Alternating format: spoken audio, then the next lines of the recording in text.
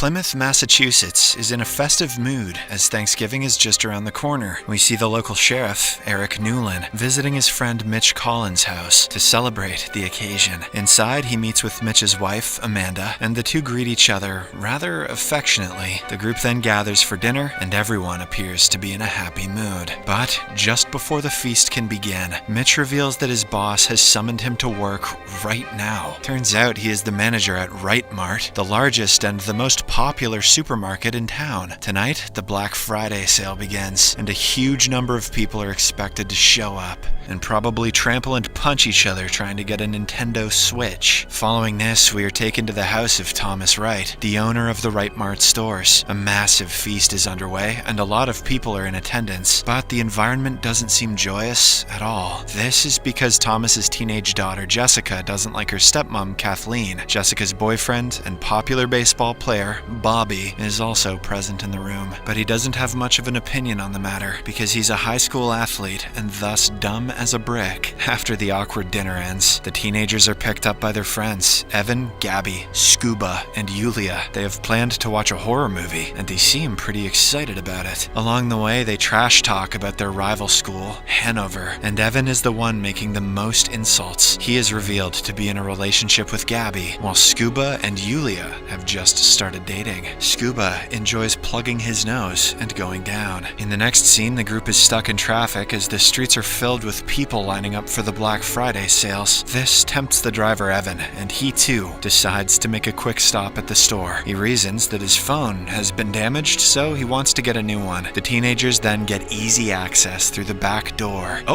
As Jessica's dad is the owner of the place. While on their way, Jessica bumps into one of her classmates, Ryan, who has a massive crush on her. He attempts to initiate a conversation, but Bobby intervenes and takes her away. "You just struck out," says Bobby. Outside at the gates, the crowd has reached dangerous levels. They are growing unruly and impatient with each passing second. To make matters worse, one of the Hanover kids, Lonnie, spots our protagonists inside the store. This infuriates him, and he provokes the others about the injustice. Sheriff Newlin and Amanda have also arrived at the store to do some shopping, but they are completely unaware of what's happening outside. Just then, the barrier guarding the crowd breaks, and thousands of people run towards the store. This causes a stampede as the main gate is still locked. Mitch and his colleagues look on in horror as several people are crushed against the glass wall. Before they can do something about it, the glass shatters, causing absolute carnage in the store. As the people rush inside, one of the guards is trampled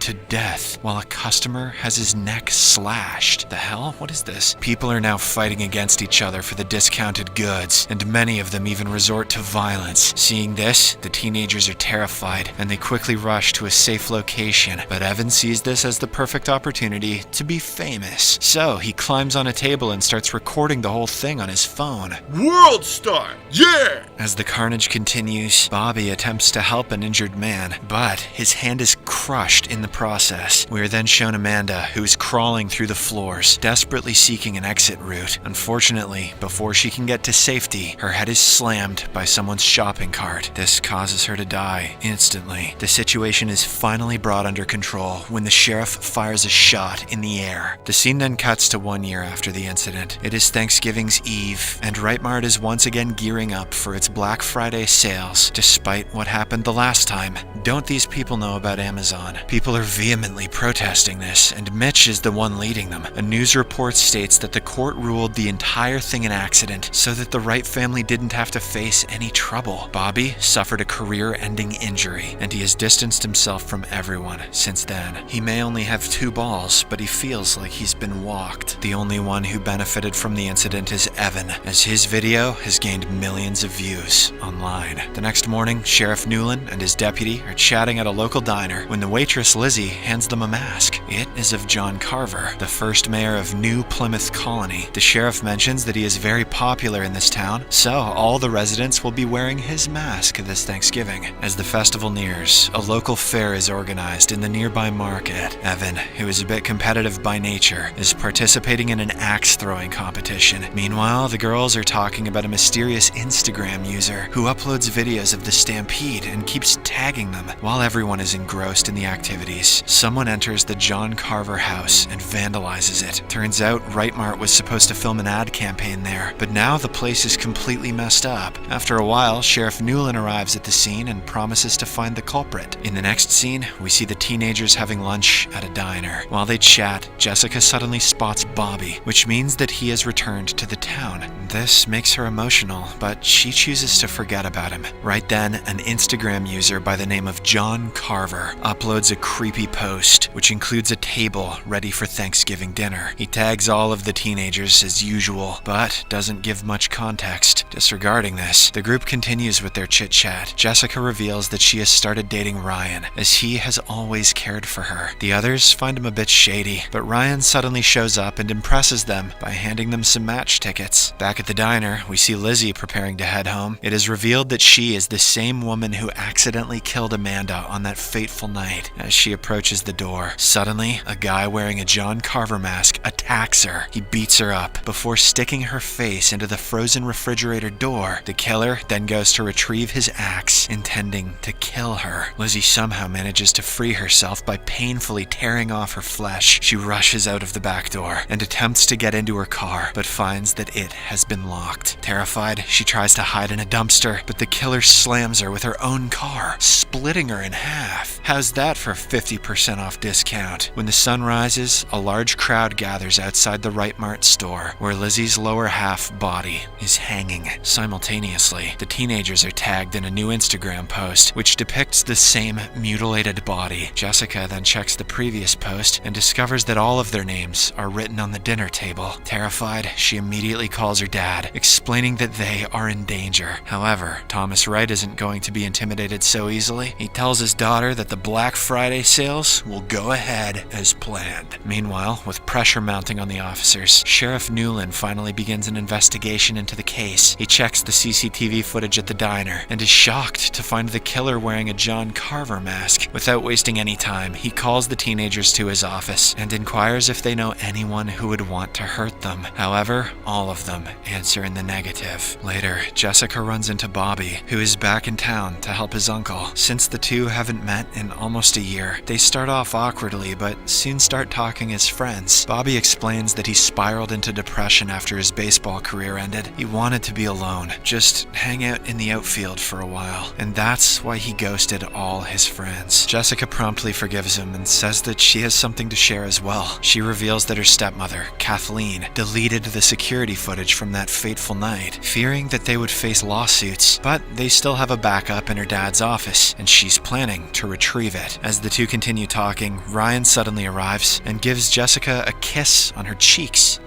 This obviously makes Bobby a bit jealous, and he wants to call foul, but he manages to control his emotions. The scene then cuts to Manny, one of the security guards from the Stampede night. It is revealed that he fled the scene instead of opening the gates. Even this time, he is planning to run away to another country, as he fears his life is in danger. Unfortunately, just when he is about to depart, the killer, donning the John Carver mask, shows up. Manny senses his presence and grabs a bat to defend himself, but it is useless. The killer impales him from behind and brutally decapitates him. At night, he places the head on the dinner table along with Lizzie's upper half body and posts it on his Instagram account. Why hasn't 4chan figured out where this guy lives yet? When Jessica finds herself tagged in the post the next morning, she is terrified. Realizing that the killer is closing in on her, she hastily gets the security footage from her dad's computer and hands it over to the sheriff. On the other hand, we see Lonnie, the same Hanover kid who instigated the stampede. He seems to have moved on from the incident and is currently working as a gym instructor. A while later, he and his girlfriend go to a secluded room to fool around. She gets on a trampoline and starts to strip, while Lonnie watches her intently. If she starts bouncing,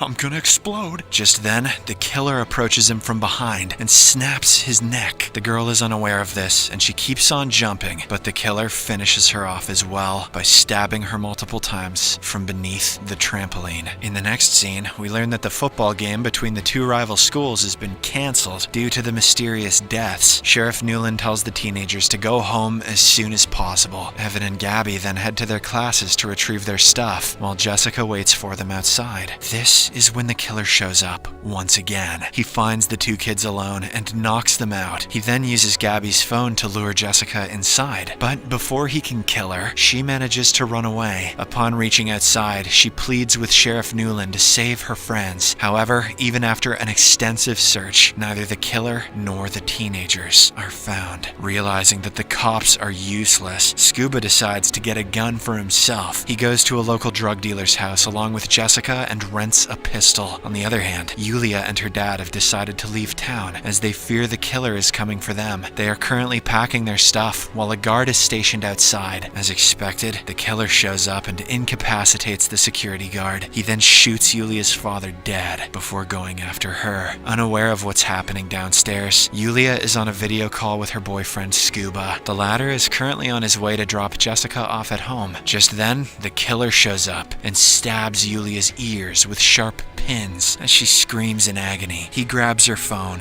and waves at Scuba. The boyfriend and Jessica quickly arrive to save her, but the killer has her at knife point. In front of their eyes, he throws Yulia on a buzzsaw, shredding her to pieces. He then manages to get away through the window. In the aftermath of these events, the cops decide to implement a daring strategy. They intend to draw out the perpetrator during the Thanksgiving parade by employing Jessica and her family as bait. Kathleen is hesitant about this, but Thomas and Jessica convince her to participate, saying this is the only way to catch the killer. Unfortunately, at the parade, the killer once again manages to outsmart them. Instead of wearing his classic John Carver mask, he shows up in a clown costume, much less conspicuous. He gets to work by decapitating a mascot and throwing smoke bombs everywhere. This causes absolute chaos, and the police are unable to get to him. The killer then corners Jessica and her family in a car, tranquilizes them, and drives them away. When Kathleen wakes up that night, she finds the killer preparing her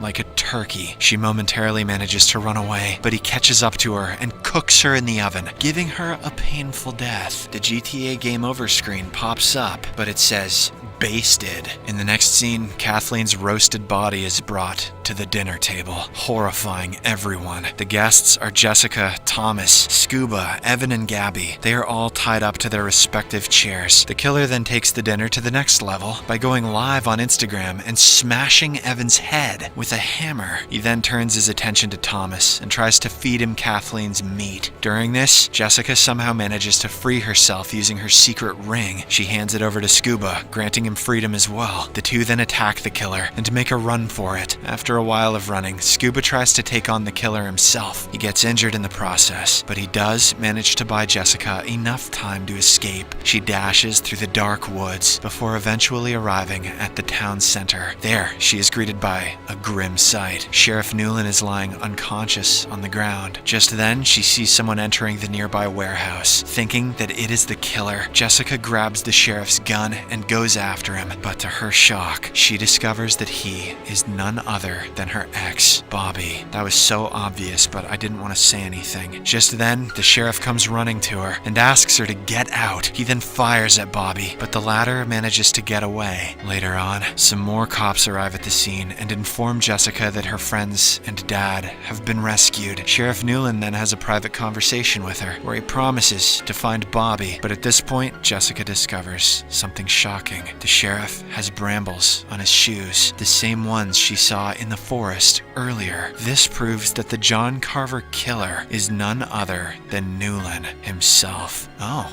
okay. When she confronts him about it, he finally decides to explain the entire truth. Years ago, when his wife passed away, he fell into depression and almost committed the unthinkable. But that was when he met Mitch's wife, Amanda, and they immediately hit it off. She brought happiness into his life and gradually helped him recover. She even got pregnant with his child and was planning to divorce Mitch. However, their romantic story came to an end when she was killed at Right Mart. Ever since that day, Newland has planned to take revenge against all those who were responsible for Amanda's demise. He was actually planning to frame Bobby for all the deaths, but the boy managed to knock him out before running away. As the sheriff continues with his confession, Jessica is live streaming everything from her phone. When he finds out about it, he tries to kill her killer with his classic axe, but Bobby arrives just in time and saves her. He would have gotten away with it too if it hadn't been for Scooby-Doo and all those meddling kids. The two then run inside the warehouse, where Jessica turns on a gas cylinder. It starts inflating a large balloon, which is combustible. When the killer approaches them, she uses a makeshift gun and shoots at the balloon. This causes an explosion so big that the sheriff is thrown away, seemingly killing him.